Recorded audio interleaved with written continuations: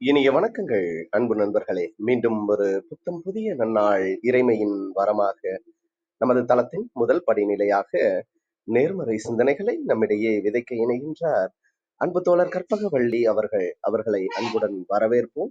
நன்றி. அனைவருக்கும் வணக்கம். இப்பிரபஞ்ச வெளியில் நீக்கமர நிறைந்திருக்கும் பரம்பொருளே, உம்மை வணங்குகின்றோம். உந்தன் அளப்பரிய அன்பால் எங்களுக்கு கிடைத்திட்ட பெற்றோர்கள், வழிகாட்டிகள், உற்றார், உறவினர்கள், நண்பர்கள் மற்றும் ஒவ்வொரு உயிருள்ள ஆன்மாக்கள் மற்றும் உயிரற்ற பொருட்களுக்காகவும் மனம் நிறைந்த நன்றி. உந்தன் அபரிமிதமான படைப்பால் இப்பூவுலகு உந்தன் எழில் நிறைந்த இயற்கையாலும் நிறை வளங்களாலும் நீடித்த நலங்களாலும் அகச்சிறந்த நேர்மறை எண்ணங்களாலும் இவ்வுன்னத உலகிலும் எங்கள் உயிர் துடிப்புள்ள உள்ளங்களிலும் நீக்கமர நிறைந்துள்ளது. உந்தன் அளப்பரிய அன்பினாலும் அருளினாலும் ஆசீராலும் நாங்கள் ஒவ்வொருவரும் உயர்ந்த உன்னதமான வாழ்வியல் பயணத்தை நிறைவுடனும் நிம்மதியுடனும் அன்றாடம் மேற்கொண்டு வருகின்றோம், ஆகச்சிறந்த வழிகளில். இதனால் நாங்கள் இச்சமூகத்தின் இன்றியமையாதவர்கள் என்பதையும், சீரிய வழியில் பயணிக்கும் அளவிற்கு ஆக்கப்பூர்வமான வழிகளில் எங்களை அன்றாடம் புதுப்பித்து வருகின்றோம், உந்தன் ஒப்பற்ற வழி நடத்துதலுடன். சிறுதுளி பெருவெள்ளமாகும் என்பதைப் போல் நாங்களும் சிறுக சிறுக சாதனை துளிகளை கோர்த்து வருங்கால சரித்திரத்தை ஆக்கப்பூர்வமான முன்னெடுப்புகளால் அலங்கரிக்கும் வரம் தாரும். அனைவருக்கும் நன்றி, அனைத்திற்கும் நன்றி, ஆண்டவனுக்கும் நன்றி. நன்றிங்க அன்பு தோழர். நமது நிகழ்வின் அடுத்த படிநிலையாக நாம் ஒரு நிமிட தியானத்திற்குள் பயணிக்க இருக்கின்றோம். கண்களை மெலிதாக மூடிக்கொள்வோம், கரங்களை கொத்துக்கொள்வோம். இப்பிரபஞ்ச பெருவெளியில் உள்ள இறைமைக்கு மனதார நன்றி பகிர கிடைத்த மற்றும் ஒரு அற்புதமான நன்னாள் இது. இப்பொழுது நாம் உச்சரிக்க இருக்கும் ஒவ்வொரு வார்த்தைகளுடன் நன்றி உணர்வினையும் கலந்து இறைமைக்கு சமர்ப்பிப்போம் அன்பின் காணிக்கையாய். இன்றெடுத்து அன்றாடம் அமுதூட்டி அன்பாகவும் கருணையாகவும் மாறிப்போன அன்பு தாய்க்கு மனம் நிறைந்த நன்றி. ஒவ்வொரு நாளையும் ஒவ்வொரு பொழுதையும் தமது உழைப்பாலும் தியாகத்தாலும் குடும்பத்தை நிறைத்து அறிவாகவும் ஆற்றலாகவும் மாறிப்போன அன்பு தந்தைக்கு மனம் நிறைந்த நன்றி. பரிசுத்தமான இயற்கையை பரிசளித்து சென்ற நம் முன்னோர்கள் ஒவ்வொருவருக்கும் மனம் நிறைந்த நன்றி. கற்பித்தல் என்னும் இனிய அனுபவங்கள் வாயிலாக அன்றாட பொழுதுகளை அர்த்தமுள்ளதாக்கும் ஆசிரிய பெருந்தகைகள் ஒவ்வொருவருக்கும் மனம் நிறைந்த நன்றி. இப்பிரபஞ்ச பூ உலகினுள் பயணித்துக் கொண்டிருக்கும் பயணிக்க இருக்கின்ற ஒவ்வொரு உயிருள்ள ஆன்மக்களுக்கும் மனம் நிறைந்த நன்றி. உயிரற்ற பொருட்களாய் வாழ்வின் உடன் வழித்துணையாய் வாழ்வின் பாதையை என்றென்றும் நிறைக்கும் உயிரற்ற பொருட்களுக்கும் மனம் நிறைந்த நன்றி. இப்பிரபஞ்ச பூ உலகினை தமது பேரன்பாலும் பேரருளாலும் பேராசிராலும் ஆண்டு அரவணைத்து காத்து வரும் அந்த ஆண்டவனுக்கும் நன்றி. இப்பொழுது நமது சுவாசத்தின் ஓசையில் அது பயணிக்கும் பாதைகளில் நாமும் ஒரு நிமிடம் இணைந்து பயணிப்போம், நம் மூச்சின் சுவாசத்தினை சீர்மைப்படுத்தியவர்களாய்.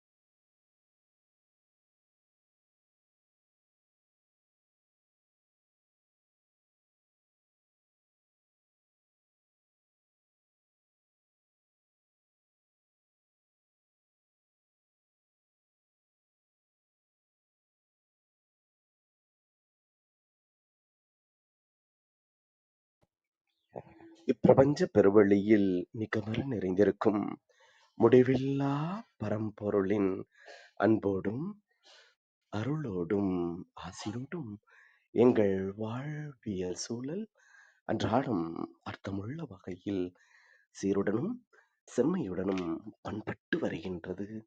இதனால் இச்சமூகத்தின் சீரிய சிறந்த முன்மாதிரிகளாக நாங்கள் திகழ்வதோடு நில்லாமல் பல்வேறு சாதனைகளையும் அதன் வாயிலாக சரித்திரங்களையும் படைக்கும் அற்புத படைப்பாளிகளாக பரிணமிப்போம். இறைமைக்கு நன்றி.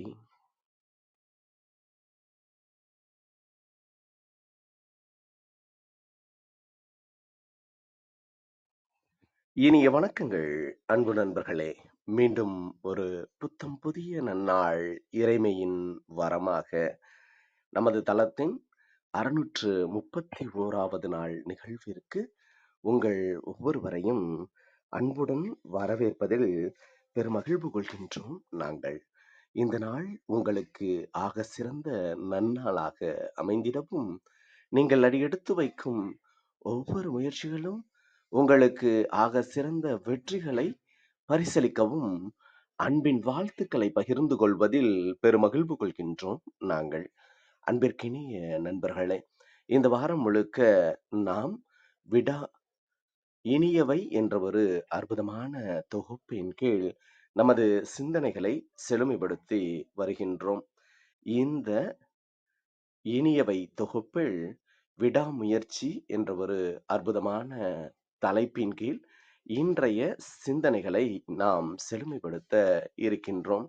இன்றைய நிகழ்வின் சிறப்பு அழைப்பாளராக பங்கேற்க இருந்த காயத்ரி அவர்களால் சற்று பங்கேற்க இயலாத சூழலால் இப்பொழுது அறிவு என்ற ஒரு புத்தகத்தின் சாராம்சத்தினை நாம் இன்றைய விடாமுயற்சியின் தொகுப்பில் நாம் பார்க்க இருக்கின்றோம். அறிவின் நோக்கம் மகிழ்ச்சியே. மகிழ்ச்சி விளையாத அறிவு பிறழ்ச்சியே. என் மகிழ்வை போக்கி மற்றவர் மகிழ வாழ்வேன் என்று அறிவை பிறருடைய மகிழ்ச்சியை மையமாக கொண்டு தன்னை மெழுகாய் தேய்த்து மேனி உருக வாழ்வது மேன்மையான செயல்.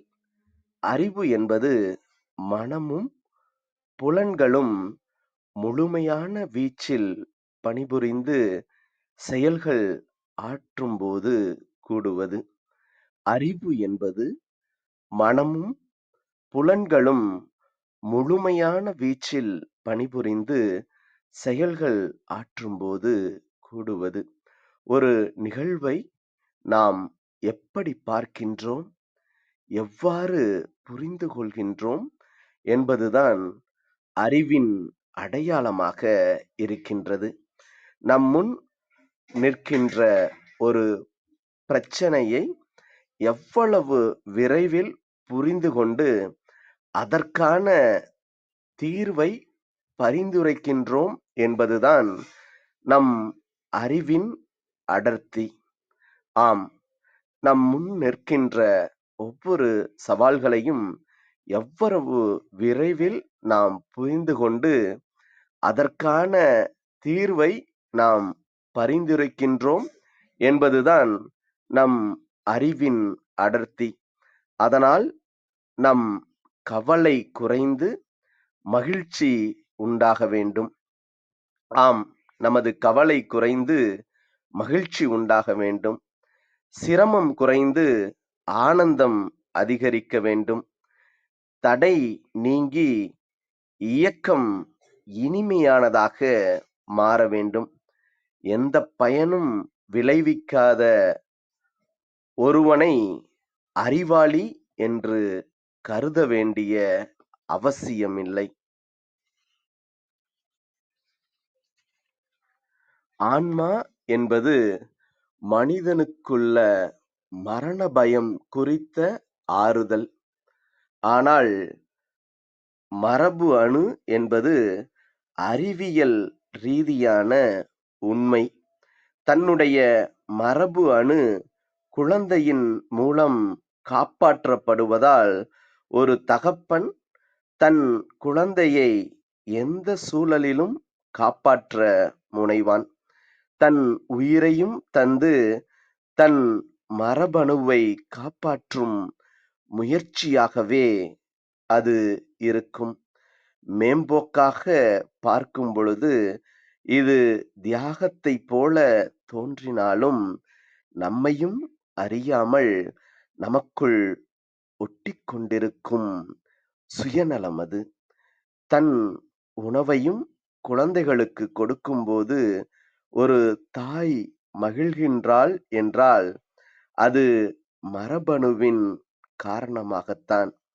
ஏன் செய்கின்றோம் என்பதே தெரியாமல் நாம் செய்கின்ற பல செயல்களில் இதுவும் ஒன்று. மனிதன் குழுவாக வாழ்ந்தபொழுது மற்றோர் உறுப்பினரை ஆபத்திலிருந்து மீட்டது அது குழுவின் இறையாண்மைக்காக. அதைப்போலவே இன்றும் நம் பழக்கம் மற்றவர்களுக்காக வியர்வை சிந்துவதில் அடங்கியிருக்கின்றது. இவையெல்லாம் மேன்மை மிகுந்த செயல்கள். ஆனால் தன்னிச்சையானவை, அறிவைத் தாண்டிய செயல்பாடுகள். அறிவை ஒரு வகையில் செல்வம் போல பயன்படுத்துவதில்தான் அதன் பெருமை அடங்கியிருக்கின்றது. அறிவை ஒரு வகையில் செல்வம் போல பயன்படுத்துவதில்தான் அதன் பெருமை அடங்கியிருக்கின்றது. யாருக்கும் தராமல் தானும் அனுபவிக்காத செல்வம் சிலரிடம் இருப்பது போலவே, அறிவும் சிலரிடம் வெறுமனே இருக்கின்றது. யாருக்கும் தராமல் தானும் அனுபவிக்காத செல்வம் சிலரிடம் இருப்பதைப் போலவே, அறிவும் சிலரிடம் வெறுமனே இருக்கின்றது. சில மாணவர்கள் படிக்காமலே 70 மதிப்பெண்கள் வாங்குவார்கள். படித்தால் எவ்வளவு வாங்குவார்களோ என்ற வியப்பு அனைவருக்கும் விளையும். ஆனால் படித்தாலும் அதே அளவுதான் வாங்குவார்கள். காரணம் அதுதான் அவர்கள் எல்லை. ஒரு சட்டை காய 1 மணி நேரம் என்றால் 10 சட்டைகள் காய எவ்வளவு நேரம் என்கின்ற பதிலுக்கான விடைதான் இதற்கும். அறிவு சிலருக்கு மாத்திரமே இருப்பது போலவும், மற்றவர்கள் முட்டாள்கள் போலவும் சித்தரிக்கப்படுகின்றது. நாங்கள் அறிவாளிகள் என்று பறைசாற்ற சிலர் செய்த தந்திரம் அது. எங்களால் முடிந்ததுதான் உயர்ந்த செயல், நீங்கள் புரிகின்றது சாதாரணமானது என்கின்ற ஆணவமும் அதில் உண்டு. உடல் உழைப்பும் துணிச்சலும் உயிருக்கு ஆபத்து பற்றிய கவலையற்ற மனநிலையும் தேவைப்படும் பணிகள் மட்டமானவை என்கின்ற மாயத் தோற்றத்தை வேண்டுமென்றே அவர்கள் ஏற்படுத்தினார்கள். அதன் காரணமாகத்தான் இன்று பணிப்பண்பாடு நீர்த்துப் போகின்றது. எங்கள் வீட்டு பக்கத்தில் பெருமாள் என்பவர் ஒருவர் இருந்தார். குதிரை வண்டி வைத்திருப்பார். அவர் ஓட்டினால் குலுங்காமல் காரில் போவது போல இருக்கும். எந்த பள்ளத்திலும் வண்டி ஆடாமல் ஓட்டும் நயம் அவரிடம் இருந்தது. சுளுக்கு எடுப்பதில் சூட்சமக்காரர்.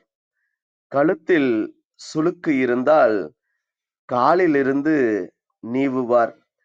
சிறிது நேரத்தில் சுளுக்கு இருந்தது என்பதையே நம்ப முடியாது. இதற்கான பட்டய படிப்பை அவர் எந்த பல்கலைக்கழகத்திலும் படிக்கவில்லை.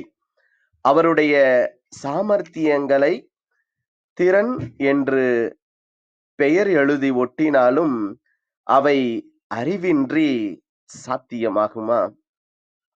வாழ்க்கைக்குத் தேவையான பல்லாயிரக்கணக்கான இன்றியமையாதவற்றில் அறிவின் அவசியம் இருக்கின்றது. எனக்கு தெரிந்த நண்பர், அவர் பெயரை சொன்னாலே எல்லோரும் உடனே புத்திசாலி என்பார்கள். அவரால் கழுத்துப்பட்டைக்கு மாத்திரம் முடிச்சு போட முடியாது. அவரும் எவ்வளவோ முயன்று பார்த்தார். இறுதியில் முடியவில்லை என்று விட்டுவிட்டார். அவரிடம் மிகப்பெரிய வாழ்வியல் பிரச்சனையை கொண்டு போனால் 5 நிமிடத்தில் அதற்கு விடை காணுவார்.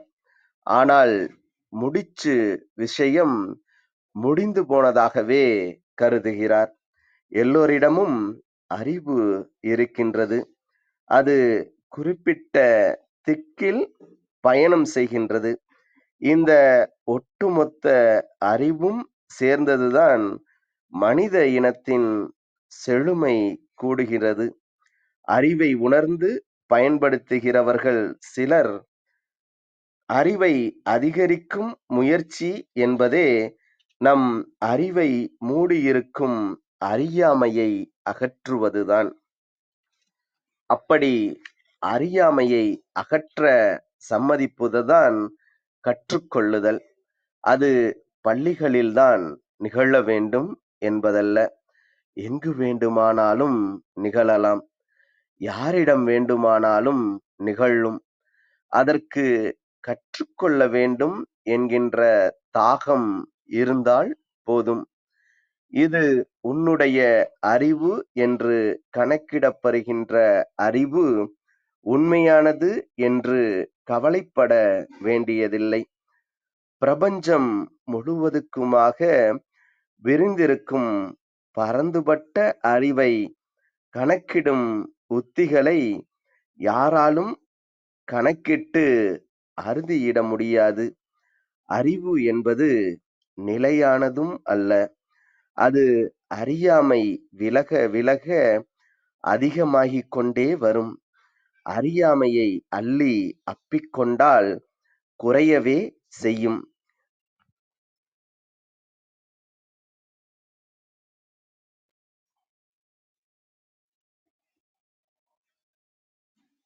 நாம் பல நேரங்களில் சரளமாக ஆங்கிலம் பேசுவதையும் கணிதம் போடுவதையுமே அறிவு என்று கருதிக் கொள்கின்றோம். ஆங்கில பயிற்சியின் பயன் கணித வாழ்வில் பலரும் பல விதத்தில் பயன்படுத்திக் கொண்டுதான் இருக்கின்றார்கள். பாடுகின்ற ராகங்களில் ஏற்ற இறக்கங்களில் கணிதம் இருக்கின்றது. நடனமாடும் பொழுது எத்தனை அடிகள் முன் வைப்பது என்பதில் கணிதம் இருக்கின்றது. சிற்பத்தை செதுக்கும் பொழுது சரியான அளவுகளில் செதுக்காவிட்டால் குதிரை கழுதையாய் குன்றிவிடும். ஓவியத்தில் சரியான பரிமாணங்கள் பேணப்படாவிட்டால் அது கேலி சித்திரமாகி கேளிக்கை ஆகிவிடும். கவிதையில் கூட எந்த சொற்களை சேர்த்தால் அதன் அசை வரும் என்பதை அறிந்தால்தான் அது வெண்பாவாகவோ களிப்பாவாகவோ வீச்சு பெறும். எனவே எல்லா கலைகளிலும் எல்லா பணிகளிலும் விகிதாச்சாரம் என்பது முக்கியம். அந்த கணிதத்தை அனுசரித்தே மனிதம் புனிதம் பெற்றிருக்கின்றது.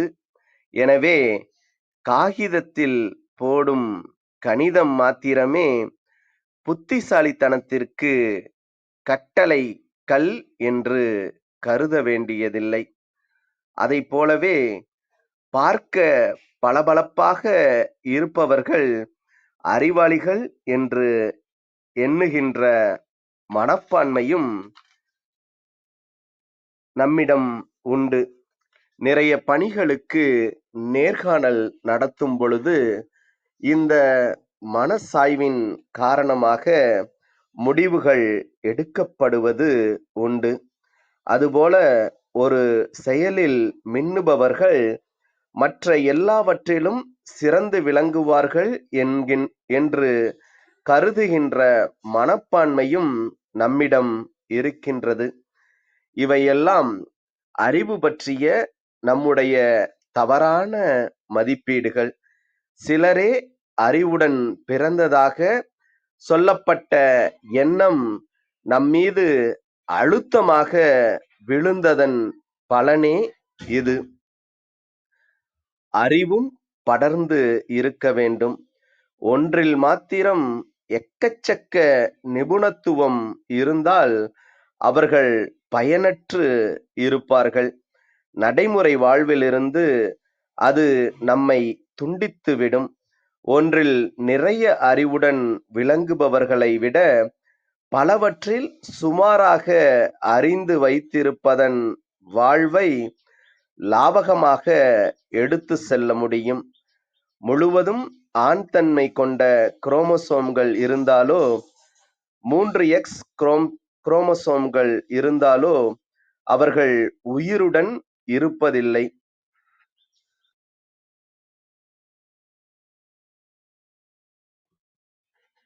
நாம் மிகப்பெரிய அறிவாளி என கருதிக் கொண்டிருப்பவர்களுக்கு ஒரு சிறிய பிரச்சனை வந்தால் அதை எப்படி சமாளிப்பது என்று தெரியாமல் இருக்கும். ஒரு நாள் சாவியை மறந்து வைத்துவிட்டால் அவர்கள் சித்தப்பிரமை பிடித்தது போல நடந்து கொள்வதை பார்க்கலாம்.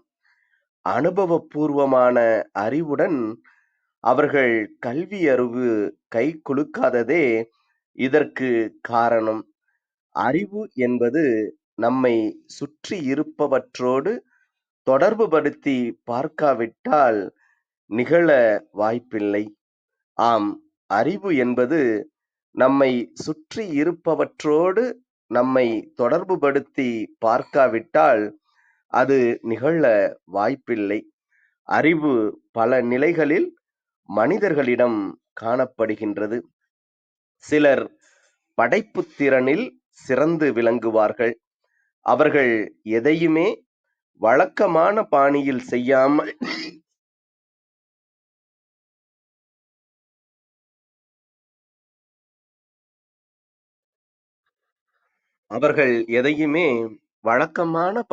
செய்யாமல் புதிய யுக்திகளை கையாண்டு பலரும் எதிர்பார்க்காத வகையில் ஒரு பொருளை தருவார்கள். ஒரு அழைப்பிதழ் கூட வித்தியாசமாக இருக்கும். அவர்கள் நடத்துகிற விழாக்களில் வேறுபாடுகள் இருக்கும். சிலர் அதுவரை புழங்கி வந்த இசையை ஒதுக்கிவிட்டு புதிய வடிவம் ஒன்றை தருவார்கள். அது மக்களுக்கு மிகவும் பிடித்துப் போகும். விரைவில் இன்னொரு தளத்திற்கு அந்த இசையை எடுத்துச் செல்வார்கள். மக்கள் எதிர்பார்க்காத வகையில் மாற்றங்களை கொண்டு வருவார்கள். சிலர் ஓவியத்தில் முற்றிலும் புதிய யுத்தியை புகுத்துவார்கள். அவர்கள் ஒவ்வொரு படைப்பையும் சரித்திர படைப்பாக ஆக்க தங்கள் அறிவினை செலுத்துவார்கள். எல்லோரும் எழுதி கொண்டிருக்கும் இலக்கிய வடிவத்தை விட்டுவிட்டு வேறொரு இலக்கிய வடிவத்தை தேர்ந்தெடுத்து அதில் கருத்துக்களை சிலர் சொல்ல முனைவார்கள். சிலருடைய கவிதை பேச்சு போல கொட்டும். சிலர் 5 நிமிடத்தில் உங்கள் முகத்தை அப்படியே ஓவியமாக தீட்டுவார்கள்.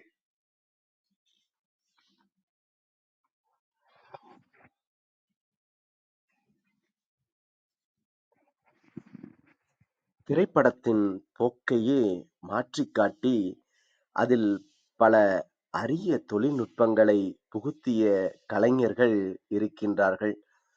வாழ்வு குறித்து நம்முடைய பார்வையை விசாலமாக்கி இதயத்தை இளகச் செய்யும் முயற்சியாக அவர்கள் திரைப்படம் என்கின்ற சக்தி வாய்ந்த ஊடகத்தை மாற்றினார்கள். நாம் ஏதோ ஒரு கிராமத்திற்குள் அமர்ந்திருப்பது போலவும், நாமே கட்ட பஞ்சாயத்தில் கலந்து கொண்டிருப்பது போலவும் ஓர் உணர்வு ஏற்படுகின்ற மாதிரியான படைப்பை இயல்பாக்குவதும் தனிப்பட்ட அறிவின் சாத்தியக்கூறே. இவையும் அறிவு சார்ந்த திறமைகளே.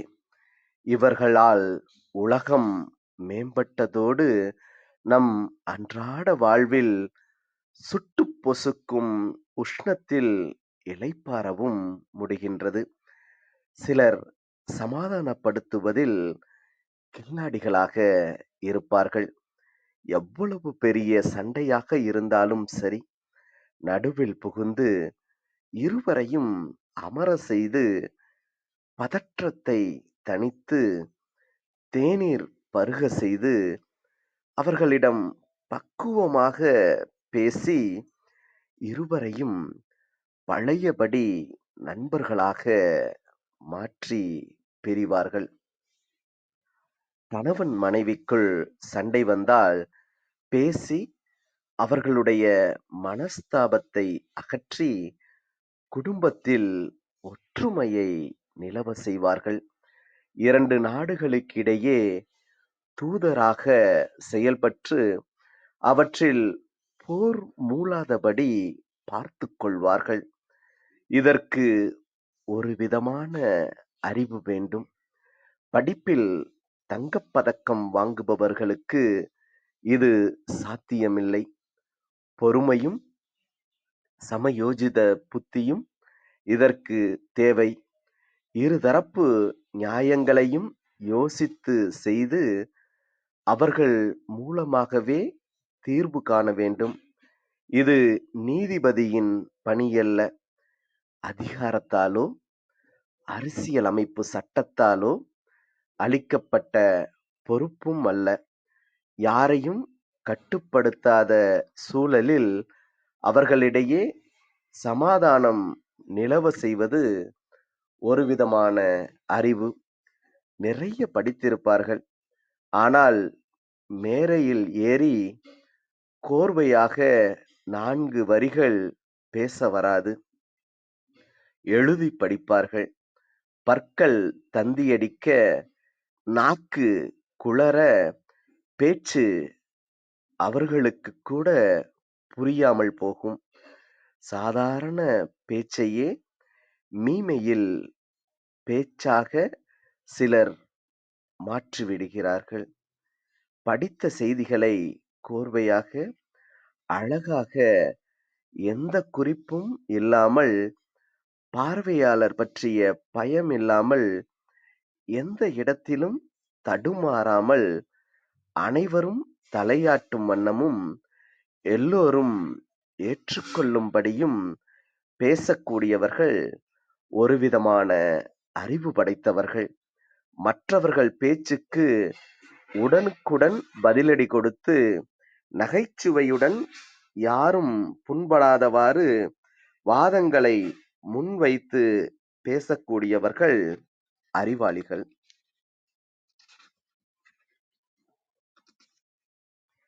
பேசுவதிலும் பல வகைகள் உண்டு. விவாதிப்பது ஒரு வகை. இலக்கிய திறனுடன் பேசுவது ஒரு வகை. நீதிமன்றங்களில் திறமையாக தன் கட்சிக்காரர் பக்க நியாயத்தை எடுத்து விவாதிப்பது ஒரு வகை. இப்படி அறிவின் வகைகள் பலவிதமாக இருக்கின்றன. மேடையிலேயே தலைப்பை கொடுத்தால் கூட மிக நேர்த்தியாகவும் அழகாகவும் பேசக்கூடியவர்களில் ஒரு சிலரே. அவர்கள் இந்த வகையில் அறிவு பெற்றவர்கள். எத்தனையோ பேருடைய திருமணங்களுக்கு சென்றிருப்போம். பலவற்றில் அழைப்பது பெரிதாக இருக்கும். ஆனால் சென்றால் வரவேற்க கூட ஆள் இருக்காது. சிலவற்றில் வாசலிலிருந்து நம்மை முறையாக இட்டு சென்று சாப்பிடுவது வரை சரியாக கவனித்து மரியாதை செய்வார்கள். இப்படி நடத்தும் திறனும் ஓர் அறிவே. பணமும் ஆட்களும் இருந்தாலே இது அமைந்துவிடும் என சொல்ல முடியாது. வருவோர் போவோருக்கெல்லாம் அழைப்பிதழ் அளித்து இடம் பிடிக்கவே சிரமப்பட்டு ஏண்டா வந்தோம் என்கின்ற மனநிலையை உண்டாக்கும் விழாக்களும் உண்டு. சில விழாக்கள் கச்சிதமாக ஆரம்பிக்கப்பட்டு ஒத்திகை பார்ப்பது போல சிறப்பாக நடக்கும். அது ஒரு தனிப்பட்ட அறிவு. அதிக மதிப்பெண் வாங்கியவர்கள் சிறந்த நிர்வாகிகளாக இருப்பார்கள் என்று கூற முடியாது.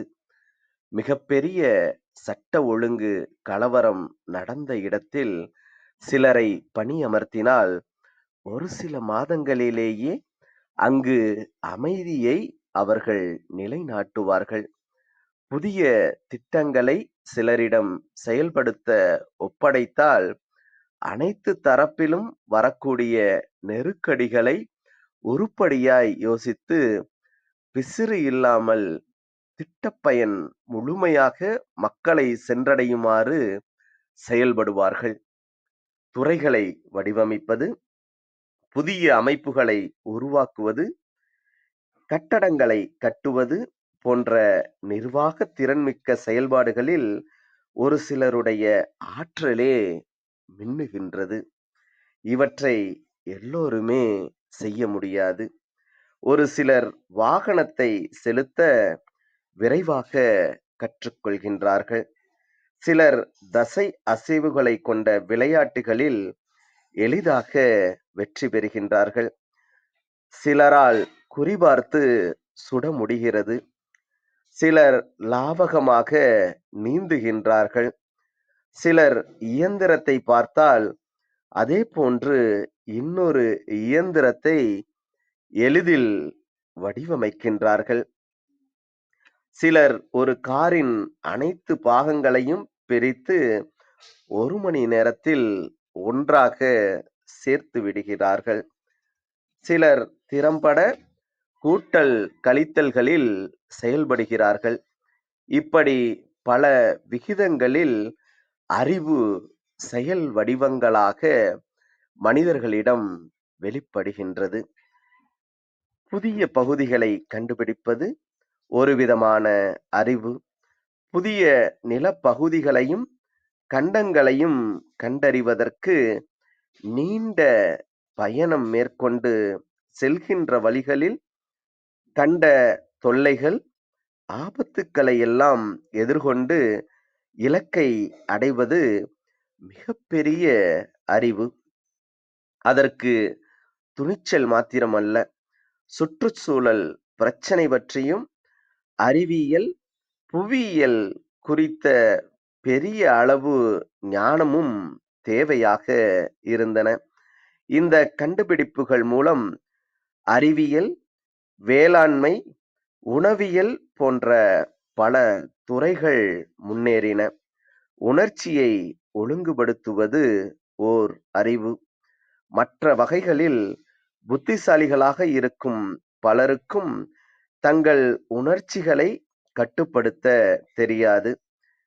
விரைவில் அழுவார்கள். சின்ன கவலைக்கே ஓடிப்போவார்கள். சாப்பிட மாட்டார்கள். யாராவது திட்டினால் நொடிந்து விடுவார்கள். கோபத்தை கட்டுப்படுத்த தெரியாது. வருத்தத்தை வெளிப்படுத்தாமல் இருக்கவும் முடியாது. முதல் மதிப்பெண் இல்லாவிட்டால் தற்கொலை செய்ய துணிவார்கள். அப்பா திட்டினால் விஷமருந்த முனைவார்கள். ஆனால் சிலரோ அணுகுண்டை கூட தின்று ஜீரணம் செய்வார்கள். மலை போன்ற பிரச்சனைகளின் போதும் உணர்ச்சி வசப்படாமல் அவற்றை லாவகமாக கையாண்டு வெற்றி பெறுவார்கள். அவர்கள் என்ன நினைக்கின்றார்கள் என்பதையே யூகிக்க முடியாது. இப்படிப்பட்டவர்கள்தாம் ஒரு நாட்டின் விடுதலை போராட்டத்தை முன்னெடுத்து செல்ல முடியும். சொந்த வாழ்வில் ஏற்படும் இழப்புகளுக்கு நொந்துவிடாமல் முன்னேறி இலக்கை அடைய முடியும். எத்தனையோ அடக்குமுறைகள் கட்டவிழ்க்கப்பட்டாலும் கவலைப்படாமல் அவற்றை சந்திக்கும் திராணியுடன் திடமான உள்ளத்துடன் இருக்க முடியும். தூக்கு தண்டனையே அளிக்கப்பட்டாலும் அதை துச்சமாக எண்ணி துயருறாமல் இருக்க முடியும். உணர்ச்சி அறிவு மிக்கவர்களே ஒரு வரலாற்று மாற்றத்தை ஏற்படுத்த முடியும். இன்று முக்கியமான ஒன்று சுற்றுச்சூழல் நுண்ணறிவு. இயந்திரமாக மாறி இயற்கையை நமக்கேற்றபடி வளைக்கும் மனப்பான்மையுடன் இருக்கும் சவால் சுற்றுச்சூழல் மாசு. வசதியென நினைத்து நாம் தயாரித்த பொருட்களே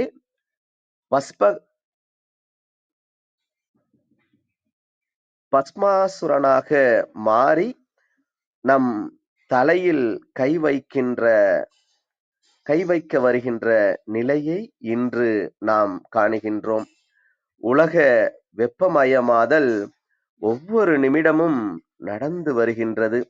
எனவே நாம் பயன்படுத்தும் பொருட்களிலும் உற்பத்தி செய்யும் பொருட்களிலும் சுற்றுச்சூழல் பற்றிய விழிப்புணர்வுடன் நடந்து கொள்வது அவசியம்.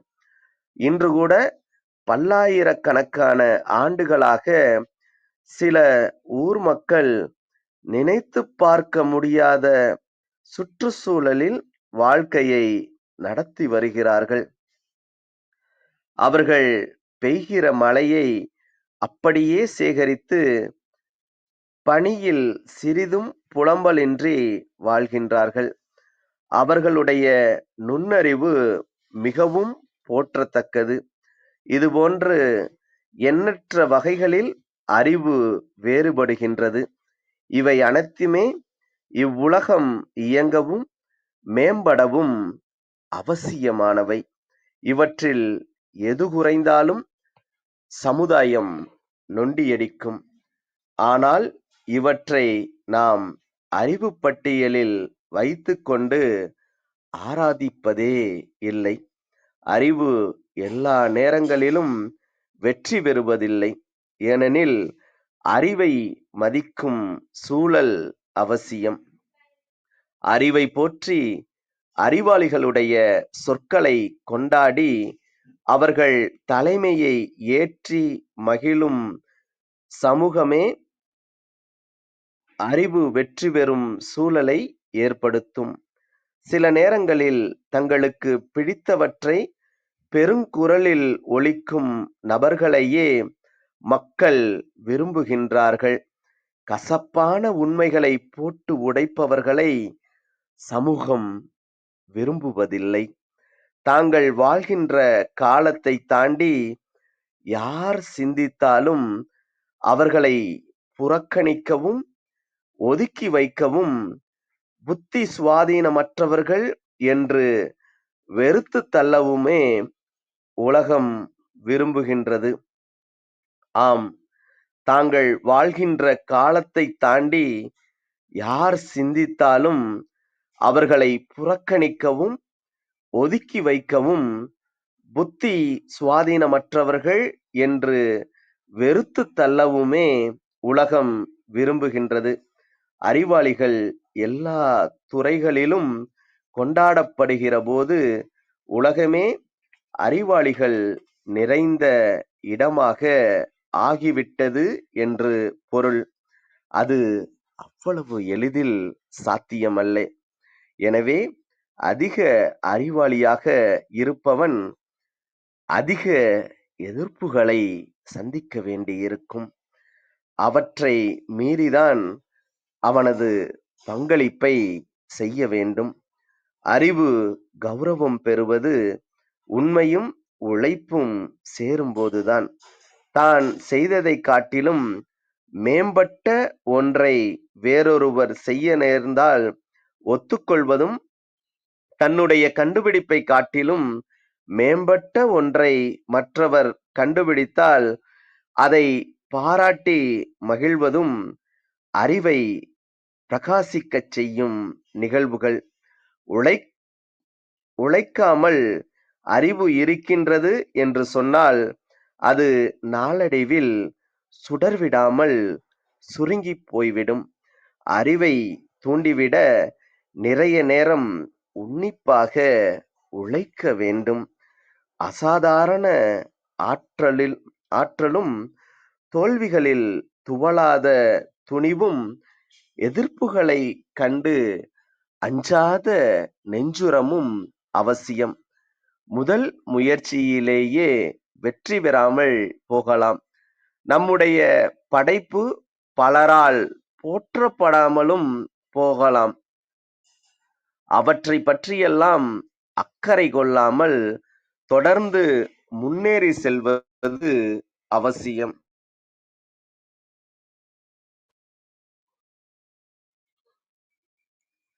நம் நெஞ்சில் தூய்மை இருந்தால் நாம் கவலைப்பட்டு கண்ணீர் சிந்த வேண்டிய அவசியமில்லை. அறிவின் ஆற்றல் வெளிப்பட உண்மை அவசியம். அடுத்தவர்கள் அறிவின் மீது திருட்டுத்தனமாக கை வைப்பது எந்த வகையிலும் நியாயமில்லை. மற்றவர்களுடைய உழைப்பை சுரண்டி தன்னுடையதாக வெளிப்படுத்தி அறிவாளிகளாக வெளிவருபவர்கள் வெகு விரைவிலேயே வெளுத்து விடுவார்கள். அறிவை ஆற்றல் மிகுந்த ஒன்றாக ஆக்க 13 வயதே முக்கியம். அறிவை ஆற்றல் மிகுந்ததாக ஒன்றாக ஆக்க 13 வயதே முக்கியம்.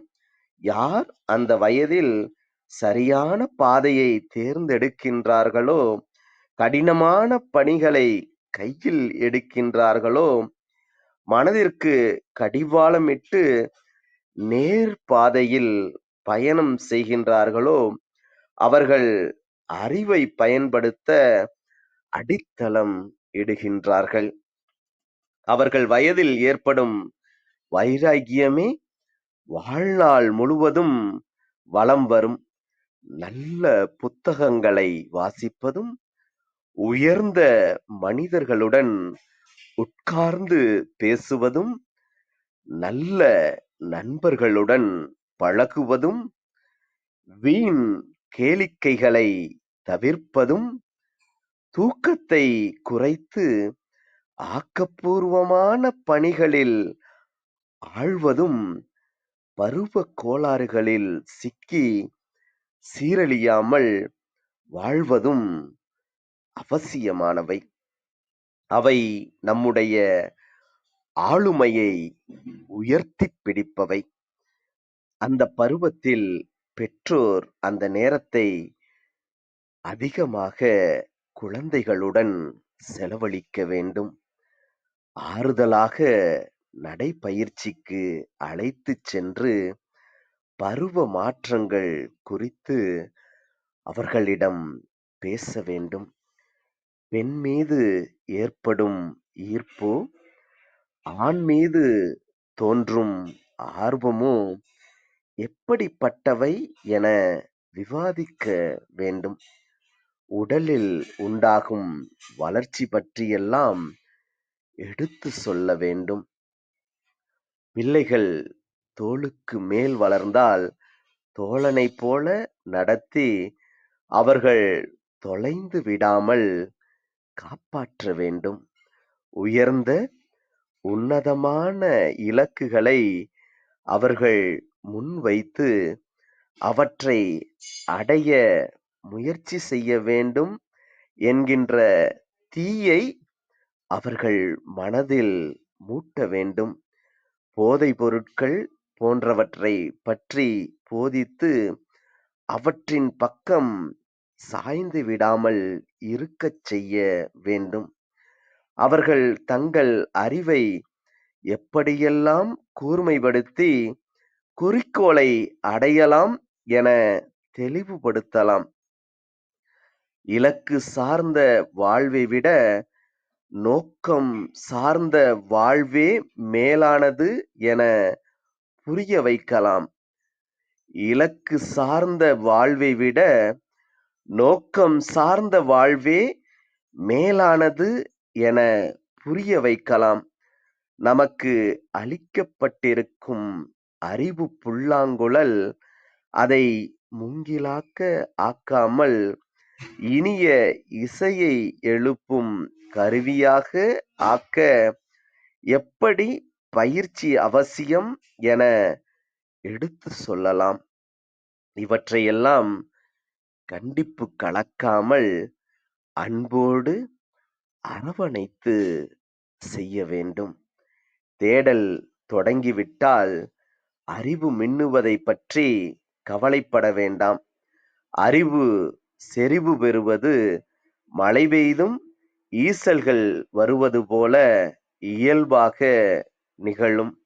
அறிவு செறிவு பெறுவது மழை பெய்ததும் ஈசல்கள் வருவது போல இயல்பாக நிகழும். படிப்பையும் அறிவையும் குழப்பிக் கொள்பவர்கள் இருக்கிறார்கள். நிறைய பட்டம் வாங்கியவர்கள் புத்திசாலிகள் என்கின்ற தப்பான மதிப்பீடு பல்கலைக்கழக வளாகங்களில் மட்டுமல்ல, பல நிறுவனங்களிலும் பவனி வருவதை பார்க்கலாம். மனப்பாடம் செய்து கொள்வதும் படித்ததை ஒப்பிப்பதும் அறிவு என்று அர்த்தம் செய்து கொள்ளும் சமூகம் நினைவாற்றல் உள்ளவர்களை போற்றுகிறது.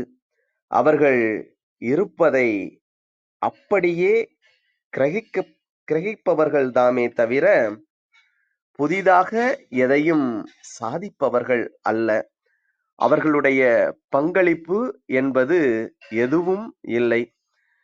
பின்பக்கமாக ஊசி நூல் கோர்ப்பது கூட நம்மால் முடியாது. 20 இட்லிகளை விழுங்குவது கூட சிலருக்கே இயலும். அதனால் அவர்களையெல்லாம் அறிவாளிகள் என்று சொல்ல முடியாது.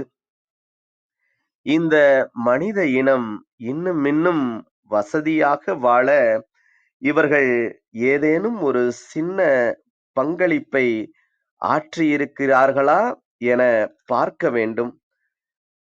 பண்ருட்டியில் முந்திரியை எப்படி சந்தைப்படுத்துகிறார்கள் என்பது பற்றிய ஆய்வு செய்து முனைவர் பட்டம் பெறுவார்கள். இதனால் உலக அறிவு என்ன பெரிய பங்களிப்பு நிகழ்ந்து விடுகின்றது.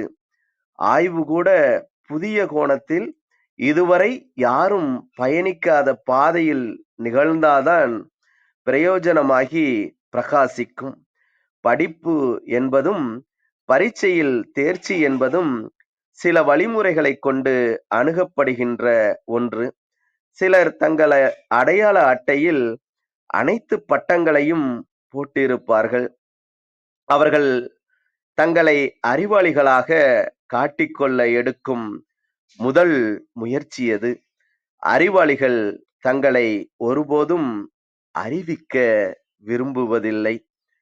அறிவாளிகள் ஒருபோதும் தங்களை அறிவிக்க விரும்புவதில்லை. ஆழமான நதி போல சலனமற்று வழியில் வயல்களையும் குளங்களையும் வாவிகளையும் நிரப்பி முன் சென்று கொண்டே இருக்கிறார்கள். முதல் வகுப்பில் மாணவர்களை ஆசிரியர்கள் கையாளும் விதமே ஒருவரை அறிவுமிக்கவராக ஆக்குகின்றது. ஒருவரை நீ அறிவில்லாதவன், உனக்கு எதுவும் வராது, நீ எதற்கும் லாயக்கில்லை என்று சொல்வது கோபத்தினால் கூட இருக்கலாம். ஆழ்மனதிலிருந்து வருகின்ற வசவாக இல்லாமல் உசுப்பி விடுகிற வரிகளாக கூட இருக்கலாம். ஆனால் அவை அந்த பிஞ்சு மனதில் முளைவிடும் நம்பிக்கையை நசுக்கிவிடும். நம்மால் எதுவும் முடியாது என்று எண்ண வைத்து சிறிதும் சிந்திக்க முடியாமல் சிதைத்துவிடும். போராடவோ ஆர்வம் செலுத்தவோ மனமின்றி செய்துவிடும். அவர்களுக்கு பாடமும் படிப்பும் கசக்கும். அவநம்பிக்கையின் அடித்தளத்தில் எந்த கோபுரத்தையும் எழுப்பவே முடியாது. அவநம்பிக்கையின் அடித்தளத்தில் எந்த கோபுரத்தையும் எழுப்பவே முடியாது. எனவே ஒவ்வொரு குழந்தையும் எந்த வகையில் மேம்பட்டிருக்கின்றது என்பதை அறிந்து அதை பளிச்சிட செய்வதற்கு நாம் ஊக்கம் தர வேண்டும். இந்த நிகழ்வில் பெற்றோரும் பெரும் பங்கு வகிக்க வேண்டும். விருப்பமில்லாத துறையில் குழந்தைகளை மூழ்கி மூச்சு திணறடிக்க கூடாது என்பதில் அவர்கள் திடமாக இருக்க வேண்டும். படிக்காதவற்றை திணிக்கும் பொழுது, பிடிக்காதவற்றை திணிக்கும் பொழுது வாழ்வே நரகமாகிவிடும் என்பது பலருக்கு தெரியாமல் போய்விடுகின்றது. ஒரு நிறுவனம் செழிக்க பரந்துபட்ட அறிவு முக்கியம். சில நிறுவனங்களில் ஒருவரிடமே திறமையும் அறிவும் இருக்கும். அவரே முக்கியமானவர். அவருக்கு அறிவில்லாத விஷயங்களிலும் அவரே முடிவெடுப்பார். தனக்கு தெரிகிறதோ இல்லையோ அவற்றிலும் அவரே மூக்கை நீட்டி முடிவெடுப்பார். சில நிறுவனங்களில் ஒரு நபருக்கே எல்லா ரகசியங்களும் தெரியும். அவர் முட்டாள்களாக பார்த்து சேர்த்துக் கொள்வார். ஆனால் இது பெரிய நிறுவனங்களில் நிச்சயமாக சாத்தியமில்லை. மருத்துவமனையில் இரத்த பரிசோதிப்பு ஒரு அறிவு, கதிர்ப்படம் எடுப்பது இன்னொரு அறிவு, அறுவை சிகிச்சை மற்றொரு அறிவு. இப்படி பலதரப்பட்ட நுண்ணறிவுகள் ஒன்றாக சேரும்போதுதான் அந்த அமைப்பு சிறக்கும். இரத்தம் பரிசோதிப்பவர் தவறான முடிவை தெரிவித்தால் எவ்வளவு பெரிய மருத்துவரும் உயரிய சிகிச்சையை அளிக்க முடியாது. எனவே எந்த ஒரு பெரிய அமைப்பிலும் அனைத்து பிரிவினருடைய அறிவும் திறனும் முக்கியம். அது ஒரு சிலரால் மட்டுமே சிறப்பு பெறுவதாக எண்ணுவது தனி மனித துதி. அது ஒரு சிலரால் மட்டுமே சிறப்பு பெறுவதாக எண்ணுவது தனி மனித துதி. இன்றிருக்கும் அறிவு இந்த தலைமுறைக்கான அறிவு மட்டுமல்ல, இது நம் முன்னோர்களுடைய ஒட்டுமொத்த அறிவின் நீட்சியாகவே கருதப்பட வேண்டியது. இன்றிருக்கும் அறிவு இந்த தலைமுறைக்கான அறிவு மட்டுமல்ல, இது நம்முடைய முன்னோர்களுடைய ஒட்டுமொத்த அறிவின் நீட்சியாகவே கருதப்பட வேண்டியது.